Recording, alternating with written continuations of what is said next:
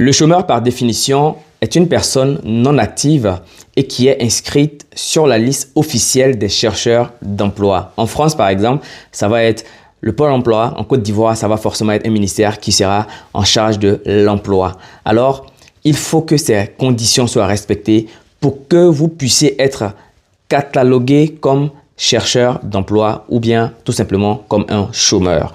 Si vous ne respectez pas ces conditions, vous n'êtes pas un chômeur. Alors, ce qui est important de comprendre, c'est que dans nos pays, beaucoup de personnes font des boulots dans l'informel. En fait, ils vont se dire qu'ils se débrouillent. Sauf que cette débrouillardise leur permet d'avoir quand même de l'argent, permettant ainsi de pallier à leurs dépenses. Ce dont nous allons parler dans cette vidéo-là, ce sont des personnes qui estiment être au chômage, mais qui ne recherchent pas d'emploi, qui n'ont aucune motivation de le faire et qui ne sont inscrites sur aucune liste de chercheurs d'emploi officiellement. Alors, moi, je me rappelle, je vais vous raconter un petit peu, une petite partie de mon histoire aussi. Il y a de cela quelques années, j'étais en recherche d'alternance. Donc, l'alternance, c'est lorsqu'on arrive à l'étude supérieure, soit en bac plus 3, bac plus 4 ou bac plus 5, on décide de le faire en alternance. L'alternance, c'est faire les cours et travailler en même temps. C'est vraiment à mi-temps. Et pour avoir ma première alternance, c'est-à-dire une entreprise qui allait accepter que je sois stagiaire là-bas durant mes études, j'ai envoyé plus de 452 CV que j'avais moi-même notés, cartographiés sur un fichier Excel. 452 CV. Et j'ai collectionné 452 échecs. Ça, c'est ce que j'avais noté. Parmi ces candidatures que j'avais effectuées, il y avait aussi la partie que je n'avais pas notée, donc les candidatures spontanées sur les sites internet. Si on rajoute tout ça, je cumule presque 650 candidatures envoyées et tout cela se soldait par un échec. Venez me dire que vous êtes en recherche d'emploi et que vous êtes démotivé parce que vous n'arrivez pas à trouver de l'emploi. Je pense que ce qui est important, c'est le facteur motivation. Et quand je dis motivation, je parle de motivation dans le sens littéral du terme. Parfois, vous allez chercher vers des canaux qui ne vont même pas vous permettre d'avoir ce que vous voulez réellement. Mais n'abandonnez pas, ne lâchez pas prise. Il faut aller sur les sites officiels pour aller vous inscrire, pour vous faire connaître en tant que chercheur d'emploi. Il faut aussi utiliser votre réseau personnel. C'est pour ça qu'il est important d'avoir une très bonne image parce qu'il y a des personnes qui ne sont même pas recommandables.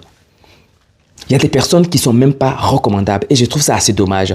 Il y a de cela quelques mois, même pas quelques semaines, parce que c'était juste à mon retour d'Abidjan, j'avais un grand frère qui m'a dit qu'il avait besoin d'une personne de ma famille pour lui donner un poste. Alors, ce n'était pas un poste énorme, mais oui, ça allait permettre en tout cas à la personne d'avoir déjà quelque chose d'assez correct pour pouvoir rentrer dans la vie active. Mais la condition, c'était d'avoir le diplôme qu'il fallait.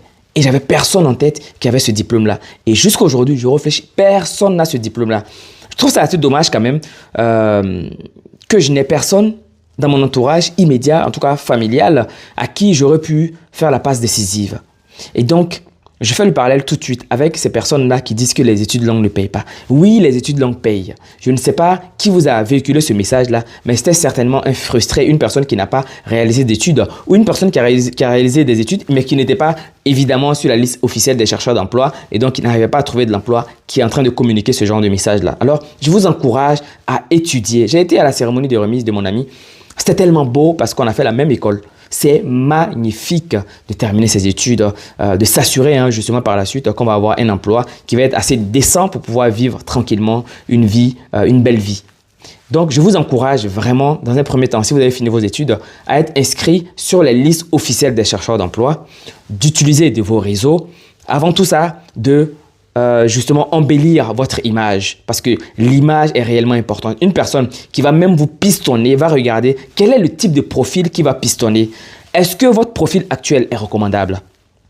C'est une question que vous-même, vous devez vous poser. Est-ce que dans l'état actuel de votre profil, et quand je dis profil, votre comportement, votre personne, votre façon de vous habiller, votre façon d'interagir avec les personnes, vos réseaux sociaux, est-ce qu'une personne qui ira jeter un coup d'œil sur tous ces éléments-là pourra vous recommander? Voilà une question existentielle que tout le monde devrait pouvoir se poser, au lieu de se cacher derrière les écrans pour dire qu'on est chômeur et que le gouvernement ne fait rien pour nous. Désolé, je sais que cette vidéo ne va pas plaire, mais c'est tout simplement ce que je voulais quand même vous véhiculer comme message. Embellissons notre image. Vous savez, le personal branding est la chose la plus importante qu'on puisse avoir avant de rentrer dans la vie active. Les gens vont vous mettre dans des cases selon ce que vous avez l'habitude de faire. Si vous avez l'habitude de partager des vidéos bizarres, des profils bizarres, des commentaires bizarres sur les réseaux sociaux, eh bien, les gens ne vont pas vous considérer à votre juste valeur. Alors, sortez de certaines bêtises, en fait, tout simplement. embellissez votre image, car je pense que c'est réellement important.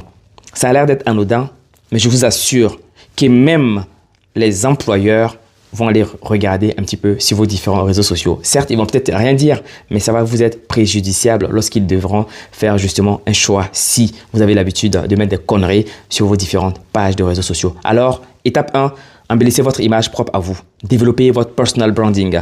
Étape 2, soyez inscrit si vous avez fini vos études sur les listes officielles des chercheurs d'emploi. Étape 3, utilisez vos réseaux personnels pour pouvoir avoir des opportunités. Voilà ce que je vais partager avec vous aujourd'hui. Qu'en pensez-vous?